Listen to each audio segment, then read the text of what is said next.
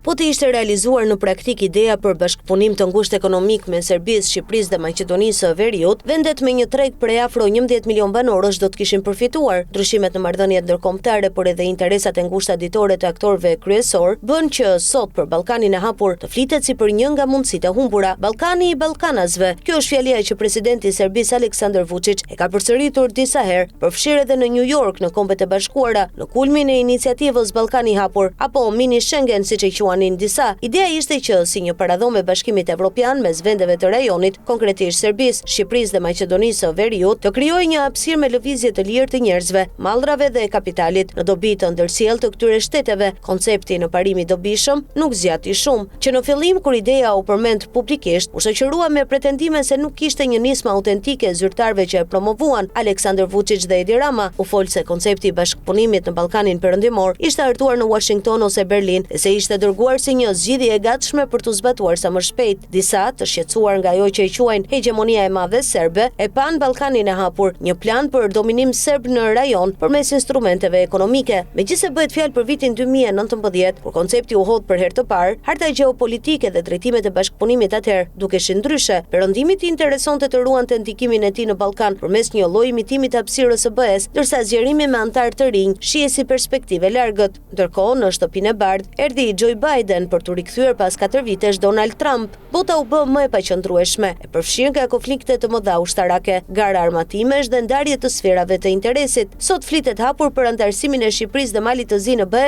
çka e zbeu qëllimin fillestar të iniciativës. Bojan Stanić nga dhoma ekonomike e Serbisë deklaroi për NIN se iniciativa Ballkani i hapur filloi si mini Schengen. Ai kujton se në vitin 2019 erdhi një sinjal nga jashtë se duhej përgatitur terrenin për mini Schengenin. Sipas tij, askush nuk e dinte saktësisht se për çfarë bëhej fjalë, ndërsa iniciativa u formua në SBA dhe më pas udhëheqësit e Shqipërisë, Serbisë dhe Maqedonisë së Veriut deklaruan se ishte iniciativa e tyre. Më pas ideja u ribrandua si Ballkani i hapur, me synimin për krijimin e një tregu unik të bazuar në 4 liritë ekonomike, lëvizjen e lirë të mallrave, shërbimeve, njerëzve dhe kapitalit. Sipas Stanić, me shpërthimin e luftës në Ukrainë, gjithçka ndaloi. Ai vlerëson se projekti u mbështet nga administrata e parë e Donald Trump dhe nga Richard Grenell, por u la më njan pas ndryshimit të administratës në SBA. Më pas, kryeministri shqiptar Edi Rama deklaroi se Ballkani i hapur e kishte përmbushur misionin e tij dhe se e kishte përfunduar. Stanić shton se si Ballkani i hapur ashtu edhe procesi i Berlinit u la në plan të dytë pasi Shqipëria dhe Mali i Zi morën mbështetje për antarësim në BE.